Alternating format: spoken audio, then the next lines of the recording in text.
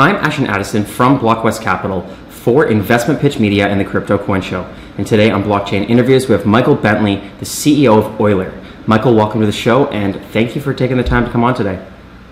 Yeah, thanks, Ashton. Really great to be here.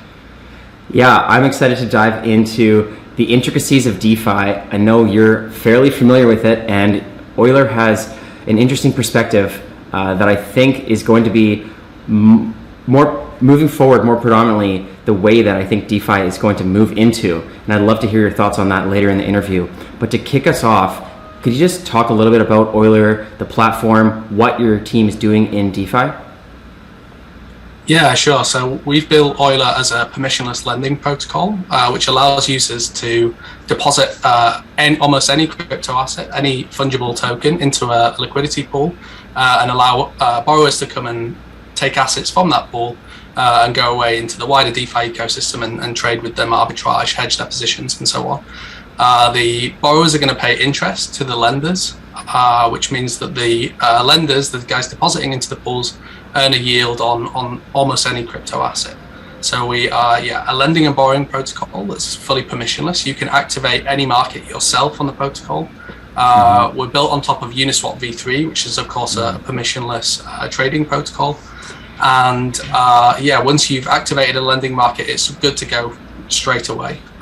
So this really opens up the space of possibilities for people now to be able to earn yield on a whole bunch of assets that they previously couldn't do. Very cool, Michael. Thanks for that intro. And I'd love to dive into that permissionless part a little bit more, just to understand the difference between regular DeFi protocols that are, decentralized, not a CeFi, and then the permissionless and like being able to add your own assets. Is that something that is the normal in a regular DeFi protocol?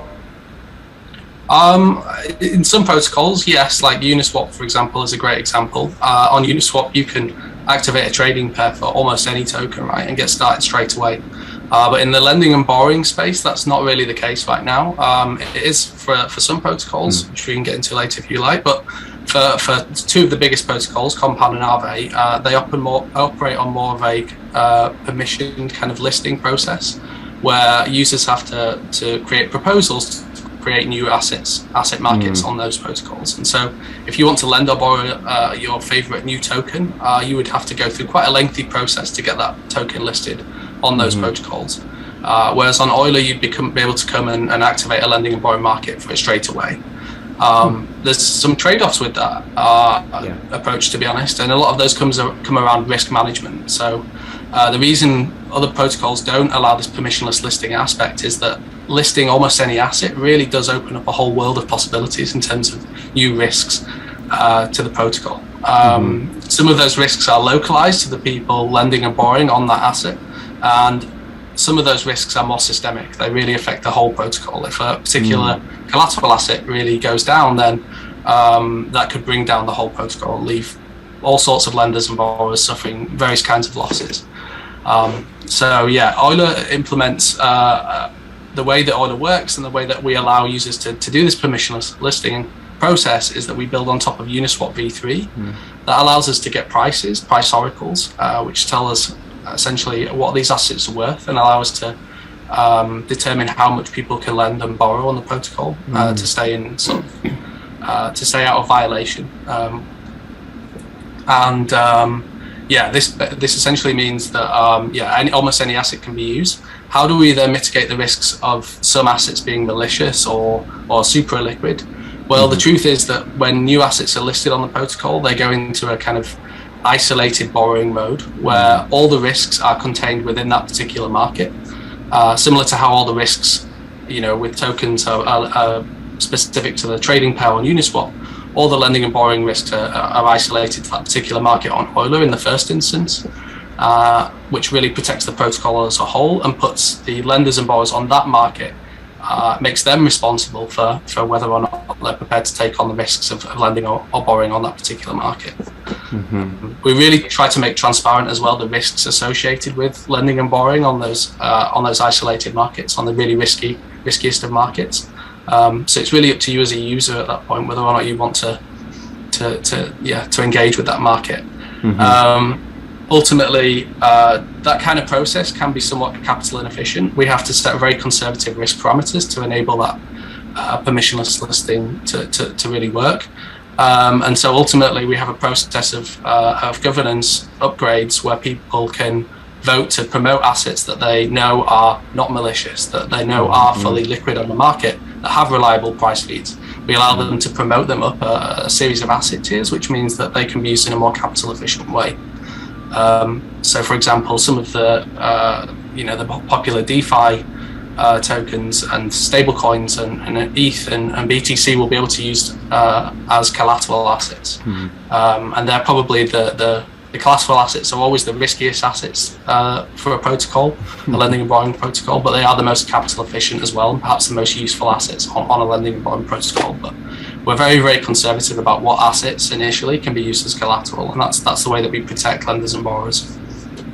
Yeah, I think that's a great mechanism that your team has built out, Michael, because DeFi in itself has just allowed so much more liquidity and access to capital for people that didn't previously have it, but there were still limitations. And now moving with NFTs or having other assets that might be sort of illiquid, how can you lend against those, borrow against those, and move them into a protocol without having to get the board of directors approval and 10 levels of bureaucracy just to get some liquidity on an asset?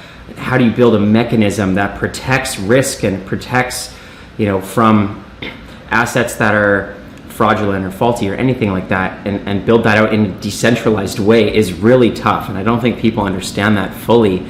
So props to your team for coming out with a protocol that can actually do this.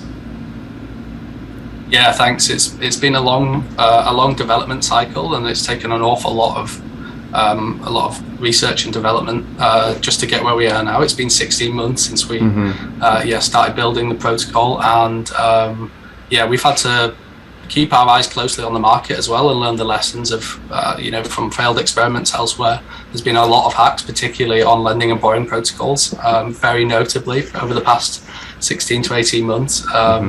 So it's probably one of the hardest problems in DeFi, to be honest, and it does it's been a really, really tough development cycle, but we're very, very pleased I'm very proud of what we've built, and we've been very, very risk conscious whilst building this protocol. It's been audited by 5 different partners and viewed by many, many more people. So it's a real challenge to build in this space, but I think it's going to be very rewarding, and it's a really important service for the wider DeFi ecosystem. So I think and hope it will work out well. I think it will. And especially starting 16 months ago, as you just mentioned, DeFi was a lot smaller there. It's been growing exponentially every month, and you have to anticipate where the market's moving in the future. And I saw that you recently came out with like a Mainnet Launch. Maybe you could talk about that launch, what that means for Euler, and where do you go from there? Yeah, definitely. So we've been sort of working in a development mode now for a long time, and we opened up our testnet just a few weeks ago, really, to allow people to experiment with Euler in a risk managed way. Obviously they can use test tokens. We've mocked all the tokens up on the testnet on the Robston version, so that the prices match the mainnet, and people can come on and play around make themselves millionaires for a day and play around with tokens, lend or borrow what they want, and really experiment with the system in a safe environment. But ultimately, testnet has many differences to mainnet, and of course it's important to get out there and launch so that people can use Euler in the real world. And so we launched very recently, on Monday actually, our mainnet deployment, which people can go on and view now and play around with.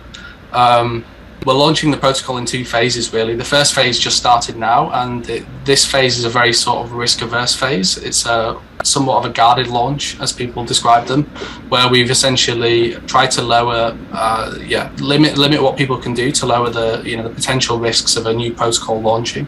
So for now, we've launched with just a few collateral assets, for instance, and we've sort of scaled back on lots of the innovations that we've introduced into the protocol, so that we're sort of testing one thing at a time, and not exposing our users to too much risk. But so far it's going very well, and we're getting lots of good feedback about the UX and how people can interact with the protocol. We've worked really hard on one aspect, which was the ability for people to build up transactions in batches to reduce their gas costs. So that feature in particular has been really popular from a UX perspective. You can come and you can deposit and borrow and do a whole bunch of other stuff in a single transaction on Euler by building up these batch transactions, essentially, which can dramatically lower your gas costs, and it can also allow you to do lots of fun stuff in terms of rebalancing positions and taking on leverage positions and so on, all in one concise, cheap transaction. Very cool. I like that functionality.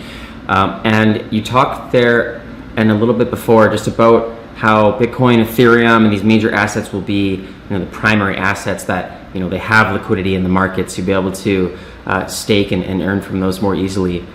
And I'd like to know if there's also an Euler token or a token ecosystem that's involved into the platform, and if there is, how does that work and how does it provide value to the players in the ecosystem?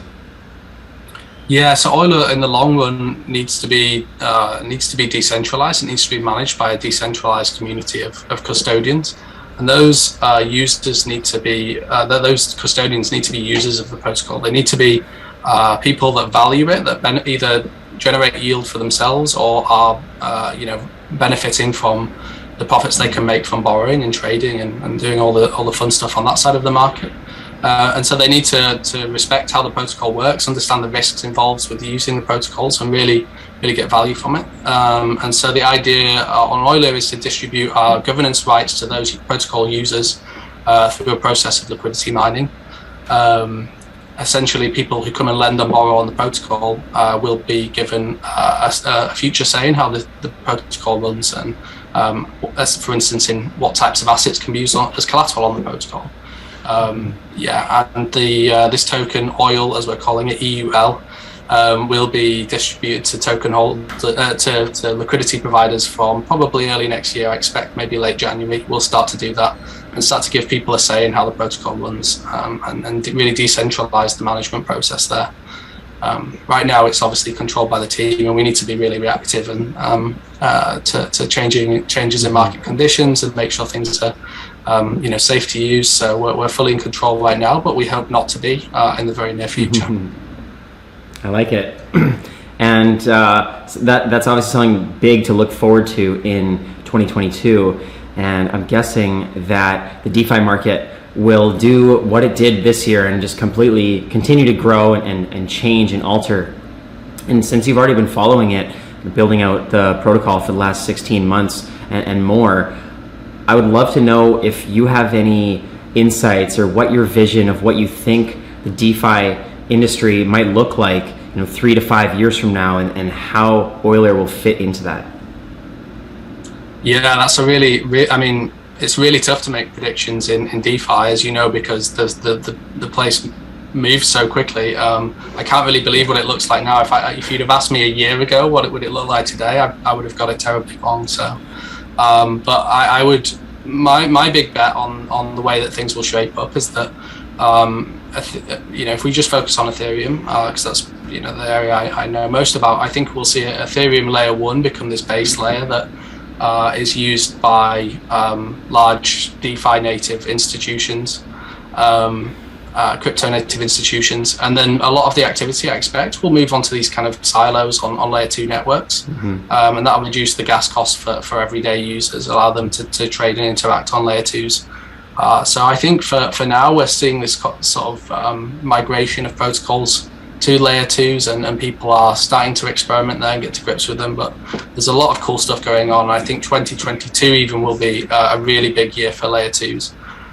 Does Euler have plans to go to layer 2 anytime soon? Well, it's actually a little bit tricky for us because we build on top of Uniswap as a core dependency, and right now, they're still just getting started on layer 2, so we have to take things carefully and go steady really, and follow them when the time is right. But I think, certainly next year, I think we'll start to explore moving on to layer 2 solutions ourselves, and providing an opportunity for people to use the protocol at a lower cost, because layer one right now can be a little bit expensive for ordinary folks.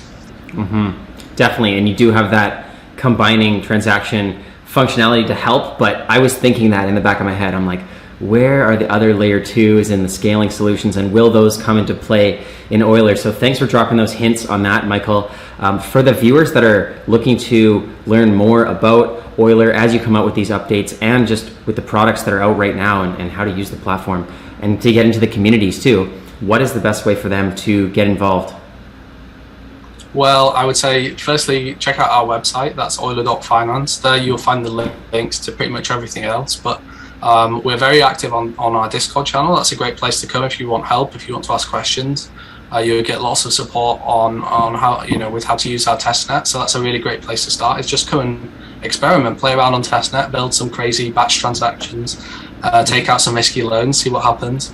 And then, beyond that, I think our Twitter is a great place to just keep up to date with updates. We have a blog as well where we post not just updates, but also a lot of our core research gets put on our blog. So we have, for people that really like to get into the weeds of things, there's some nice technical articles there, sometimes with even some maths in them, which I know some people find scary, but I think it's important to really, make sure that we're really transparent about what's powering these protocols, so that people can understand them from the ground up. And then if you really want to understand how the whole protocol works, our white paper gets a lot of praise. It's very, very clear and concise white paper that it details a lot of the innovations on Euler, about how we sort of maximize capital efficiency, how we limit risks to users, and so on. I hope that people will check that out. Yeah. Amazing. Thank you so much, Michael. I will leave all those links to the website, community links, and the white paper as well for Euler in the description box below. All the best with the platform moving forward. I'd love to follow up in the near future when the next stage is coming out. And until then, all the best. Thanks, Ashton. Really appreciate it.